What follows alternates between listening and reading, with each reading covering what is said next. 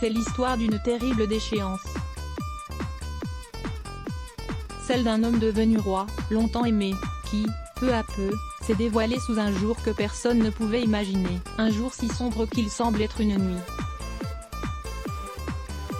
Aujourd'hui, le grand roi Juan Carlos, celui qui avait installé la démocratie dans son pays alors qu'au départ il n'était qu'un pantin mis en place par le dictateur Franco, le formidable souverain qui avait fait face à un coup d'état militaire en 1981, vient de tomber le masque de la plus terrible des façons, en s'enfuyant. Le lundi 3 août, a été rendue publique sa lettre adressée à son fils, le roi Felipe V, dans laquelle il lui explique qu'il quitte le pays, guidé par la conviction de rendre le meilleur service aux Espagnols, à leurs institutions, et à toi en tant que roi, je t'informe de ma décision réfléchie de m'exiler, en cette période, en dehors de l'Espagne, a-t-il écrit. Il motive ce choix disant vouloir faciliter l'exercice de ses fonctions face aux conséquences publiques de certains événements passés de sa vie privée. En clair, Juan Carlos préfère quitter son pays plutôt que d'affronter les répercussions de ses actes. Un geste terrible, irréversible, qui entache à jamais son histoire, et détruit ce qui restait de l'harmonie familiale. Que s'est-il donc passé pour que cet homme, ayant acquis un si grand prestige, quitte là, de cette façon pitoyable? Ce n'est pas le nombre impressionnant de ses conquêtes, régulièrement mentionné dans la presse, plus de 2000, qui a sonné le glas de son histoire. Marié depuis 1962 à la charmante et douce Sofia de Grèce, qui lui a donné 2 filles et un garçon, le roi voyait les Espagnols lui pardonner ses écarts. Mais lorsque, en 2012, le pays traverse une grave crise et que Juan Carlos demande à son peuple de se serrer la ceinture, on apprend qu'il était parti tuer l'éléphant, au Botswana. Un divertissement qui avait coûté la bagatelle de 40 000 €. Cette révélation avait bouleversé l'Espagne et gravement entaché sa belle image de bon père de famille. D'autant qu'un an auparavant, un premier faux pas avait créé un grand malaise dans la monarchie, son gendre, Iñaki Urdangarin, et sa fille, Cristina, se retrouvaient impliqués dans un énorme scandale financier.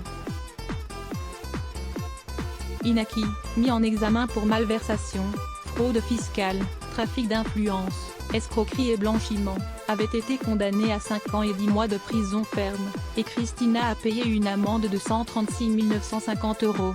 Avec l'histoire de la chasse à l'éléphant, et ce cliché terrible qui paraît dans la presse internationale sur lequel on voit le roi, très fier, posé près de sa victime, le fusil à la main, alors qu'il est président d'honneur de WWF Espagne, le Fonds mondial pour la nature, Juan Carlos a perdu énormément de sa superbe. Il n'a, dès lors, d'autre choix que de faire amende honorable. Je regrette beaucoup. Je me suis trompé et cela ne se reproduira pas, déclare-t-il. L'année suivante, la révélation de l'existence de Corinna Tsusinvitgenstein, sa maîtresse depuis 2008, marque la fin de son règne. Le 2 juin 2014, il abdique en faveur de son fils, Felipe. Mais, semble-t-il, il a continué à se tromper. En juin dernier, la Cour suprême espagnole a ouvert une enquête sur une affaire de corruption, cherchant à savoir si Juan Carlos aurait reçu d'énormes sommes de l'Arabie Saoudite en échange de l'attribution de la construction d'un TGV entre la Mecque et Médine à des entreprises espagnoles. C'est cette enquête qui aurait causé la réaction de fuite de l'ancien monarque. Déjà, au mois de mars dernier, la Tribune de Genève avait révélé que Juan Carlos aurait reçu 100 millions de dollars du roi Abdallah d'Arabie Saoudite, en 2008, versés sur un compte en Suisse. Le roi Felipe V avait immédiatement annoncé qu'il renonçait à l'héritage de son père et avait, du même coup, supprimé la rente annuelle de 194 000 € qui lui était encore versée afin de préserver l'exemplarité de la couronne. Un geste symbolique terrible d'un fils forcé à désavouer son père. À l'heure où nous bouclons ce magazine, une rumeur conduirait le roi déchu en République dominicaine. Ce qui est certain, selon le quotidien espagnol El País, c'est que son épouse Sofia aurait pris la décision de ne pas le suivre. Le résultat, probablement, d'années d'humiliation. Ainsi, Juan Carlos, 82 ans, qui est né en exil en Italie, finira-t-il sans doute également ses jours en exil, loin de sa patrie, de son peuple, de la justice de son pays, et de sa famille, déjà si morcelée.